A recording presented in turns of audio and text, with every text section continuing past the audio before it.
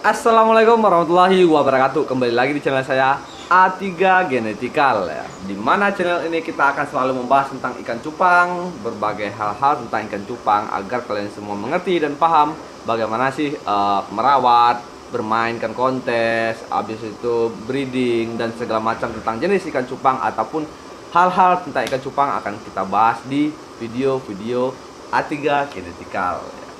Jadi jangan lupa subscribe dan komentarnya dan serta notifikasinya agar tidak ketinggalan update dari saya, dan jangan lupa juga jempolnya ya teman-teman ya. Jadi kali ini ada beberapa pertanyaan tentang hal-hal merawat half moon ya, ataupun ikan setengah bulan.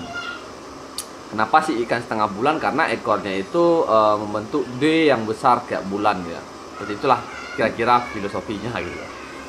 Jadi di sini saya akan bahas tentang half moon, yang mana kategorinya banyak pemain-pemain yang awam ataupun pemain-pemain yang masih kurang mengerti cara merawat half moon, seperti yang terjadinya pinhole, lengket ya, dan segala macam tentang half moon ya akan kita bahas di video ini.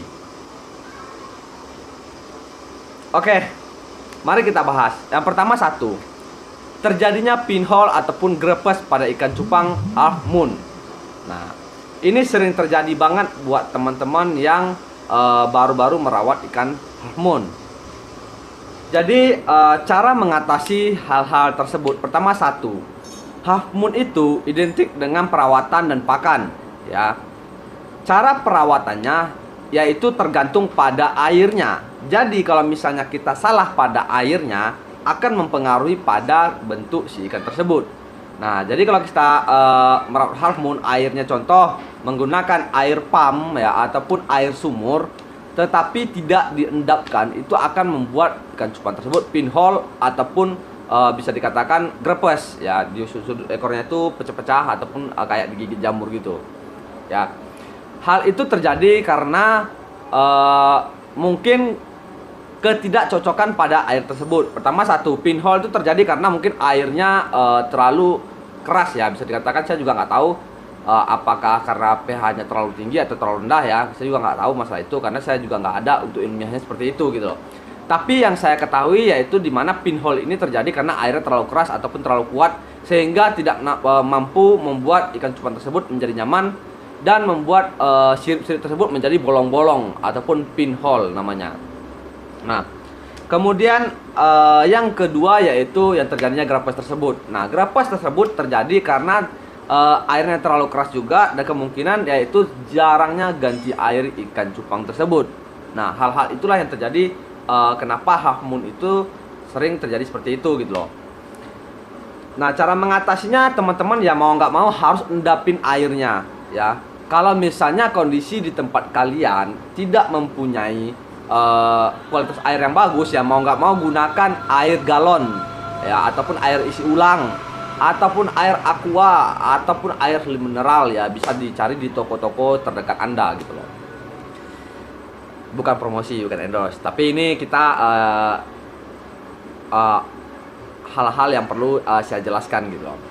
Nah, kemudian gini, setelah itu juga kalau saya sendiri air isi ulang pun, bahkan air aqua pun tetap saya endap. Nggak tahu ya, mungkin karena saya ketakutan juga ikan saya bermasalah gitu loh. Sehingga ya kalau saya berangkat juri pun ikan ya alhamdulillah aman-aman semua gitu loh. Jarang yang biasanya terjadi grepes ataupun yang bisa dikatakan pinhole. Nah, jadi pinhole itu sangat jarang sih saya jumpain gitu loh. Tapi kalau misalnya kuncup ya, karena saya tinggalnya malum karena kondisinya ya saya berangkat 3 hari dia nggak makan gitu loh. Nah, tapi setelah saya rawat kembali itu akan buka lagi gitu. Jadi pada intinya yaitu 2 kunci pada half moon ini. Pertama air, kedua pakan. Half moon ini ya, HM ya, yang perlu kalian ketahui, kalau pakannya bagus, kalau airnya bagus, ikannya pun jadi bagus. Nah, jadi itu.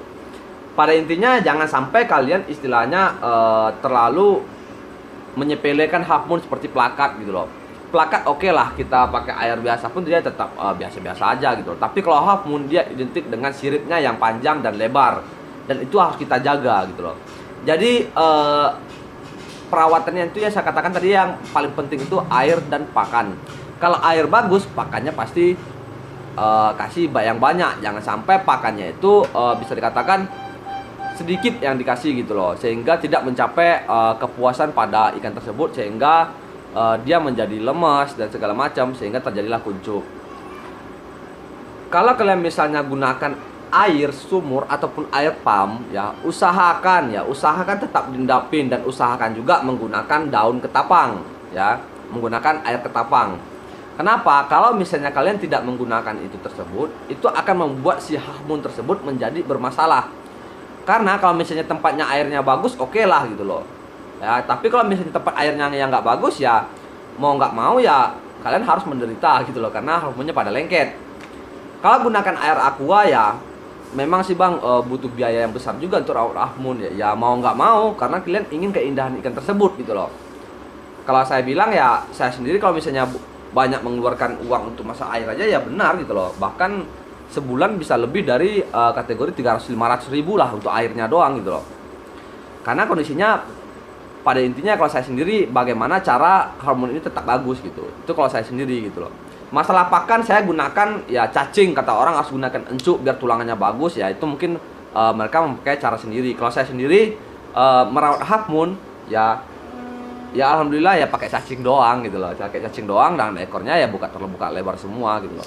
Dan juga porsi badannya jadi tebal, ikannya jadi kekar, dan juga bukanya jadi terkuat juga gitu loh. Cacing ya, kalau saya gunakan cacing. Dan juga kalau lebih bagus sebenarnya bloodworm ataupun cacing darah ataupun cadar ya, lebih bagus itu juga sebenarnya.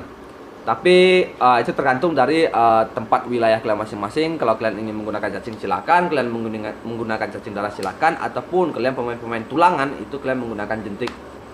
Nah, selanjutnya untuk masalah mengatasi tentang masalah kuncup. Nah, seperti yang saya katakan pada awal tadi, kalau ikan kuncup istilahnya ya, sering-seringlah ganti air ikan tersebut ya. Jangan istilahnya malas-malesan ya.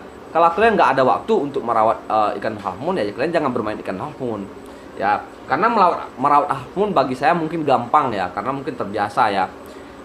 Dan juga kalau misalnya hahmun bagi saya itu ya seperti merawat plakat gitu loh. Bahkan kalau bagi saya ya merawat plakat lebih ngeselin. Kenapa? Besarnya lama. Kalau hahmun besarnya cepat gitu loh. Itu kalau bagi saya ya, karena mungkin saya kurang suka mungkin dikarenakan kurang suka tersebut yang membuat ikan itu ya melihatnya ya kurang suka aja gitu loh. Tapi saya suka dengan keindahan tentang warna-warna ikan seperti yang butterfly satu warna gitu loh. Nah, tapi kalau seperti multicolor, kalau saya sendiri ya jarang juga saya melihat multicolor yang benar-benar sempurna. Itu yang membuat saya kadang-kadang main multicolor kayaknya ngeribet gitu loh, sekalinya ada bagus ya bagus aja ikan itu gitu loh. Dan juga kalau di breeding juga nggak seperti bapakannya juga yang bagus, nggak seperti indukannya juga yang bagus gitu loh. Kadang-kadang bisa lari dari sana gitu loh. Kita breeding dua-duanya yang bagus, karena hasilnya nggak sama sekali, nggak ada yang mendapatkan yang seperti itu gitu loh. Itu kadang-kadang main di multicolor. Itulah yang membuat saya kenapa saya agak mengurangin main multicolor. Bahkan di hahmun pun saya juga kurangin gitu loh. Kalau dulu oke lah saya banyak multicolor karena udah keseringan ngebreed, dan juga tidak mencapai kepuasan bagi saya sendiri gitu loh. Kadang-kadang dari kesemuanya dapatinnya memang banyak sih multicolornya, tapi yang benar-benar untuk kontes itu yang agak kurang gitu loh. Hampir bisa dikatakan kalau untuk kontes itu paling sekitar 20% sampai 30% doang. Selebihnya ya untuk jualan gitu loh. Yang benar-benar bagus itu bahkan ada di beberapa gen itu untuk multicolor hanya sampai 10% doang yang bisa untuk kontes gitu loh. Kenapa saya agak kurang main di multicolor? Tapi dalam kategori banyak orang mengatakan benarkah harga ikan turun? Karena kalau saya bilang enggak. Ya alhamdulillah dari dulu sampai sekarang saya jual ikan cuma segitu aja harganya gitu loh. Ada orang jualan istilahnya sampai 10 juta, 5 juta, kemudian sekarang harga tuh ikannya turun bisa jualnya 500 ribu dan segala macam gitu loh. Tapi kalau saya sendiri ya gimana ya? Saya jual ikan 350 ribu, 500 ribu, kadang 1 juta. Itu kalau misalnya ikan itu tergantung jenisnya. Kalau saya ini tergantung jenisnya. Saya pun jual ikan ya nggak sampai harganya 2 juta gitu loh, 2 juta. Paling sepasang oke lah 2 juta, kalau saya 2 juta setengah. nggak terlalu mahal, jadi saya nggak ngerasakan harga turun gitu loh. Harga saya normal sampai sekarang, dari pertama sampai sekarang harga saya normal aja gitu loh. Kalau misalnya kalian dulu jual yang mahal-mahal banget, sekarang harganya rendah, ya itu juga nggak tahu saya gitu loh. Tapi kalau saya dari dulu stabil, alhamdulillah stabil, karena saya bermain tetap berkomitmen dengan ikan kontes. Dari dulu sampai sekarang tetap berkomitmen dengan ikan kontes gitu loh. Jadi kalau hal-hal yang seperti yang kalian katakan, yang kayak ikan harga turun, ya itu tergantung dari kalian sendiri. Makanya jangan bermain ikan yang tipe booming. Booming itu nggak akan lama, yang namanya musiman itu nggak akan lama gitu loh. Itu kalau saya sendiri. Jadi itulah pendapat saya untuk teman-teman semua. Semoga ini bermanfaat untuk teman-teman, dan sharing-sharing saya untuk teman-teman. Semoga teman-teman bisa sukses di ikan cupang dan bisa juga menjadikan usaha yang lebih bagus lagi. Dan juga tetap semangat, karena apa, di zaman PPKM ini mungkin banyak orang yang bakal terkendala dengan penjualan segala macam. Tapi tetap bersemangat. Sampai jumpa di video selanjutnya.